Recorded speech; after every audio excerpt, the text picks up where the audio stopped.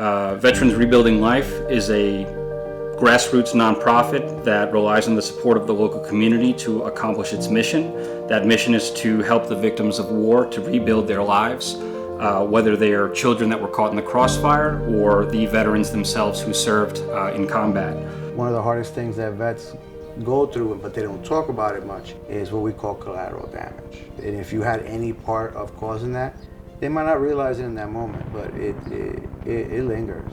Her legs were crushed by some military equipment or vehicle. She was in an area that had seen a lot of heavy fighting in Iraq. My job was simply to raise the money necessary to pay for the flight, round trip for her and a guardian to come to the US. And it's very, very difficult. Responses from people over the phone or in person. I'm just a baby killer that feels bad about what I did, and now I'm trying to get them to pay for my sins. No thank you. And then from the other side I get, oh, you're a traitor. You were a soldier and obviously you couldn't hack it, so now you're trying to save these, future terrorists. We get an updated picture of the child living their best life 10 years later, and you know that even though she doesn't know who you are, and you'll probably never meet, her life is 10 times better.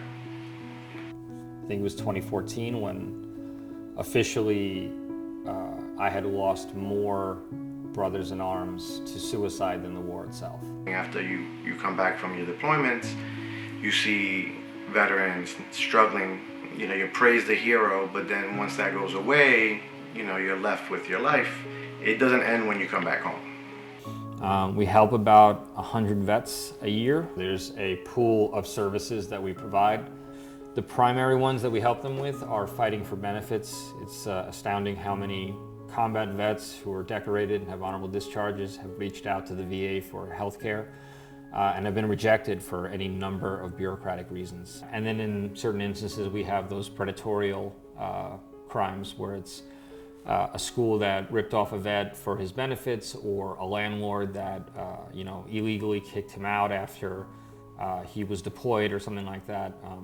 Whatever the wrongdoing is, we'll address it. So the objective is to just really get them to get back on their feet. I was sitting here one night over a couple of beers, I'll be honest, and said to Dre, I want to start a school. And I thought of that for two ways, because part of that was frustration in my industry. My industry is really hurting for young talent and tradesmen in the automotive collision repair industry. And veterans need work. He says, you're crazy. You have no idea what you have to do it. He knows I wasn't going to give it up. Behind the scenes, I was calculating how I can do it. Dre calls me like 3-4 months later. He goes, Bill, I got it. And I'm like, got what? He goes, we got your funding. We can do this. There is nothing prouder than I have that I was able to give back in that way and employ veterans. And that's what keeps them alive.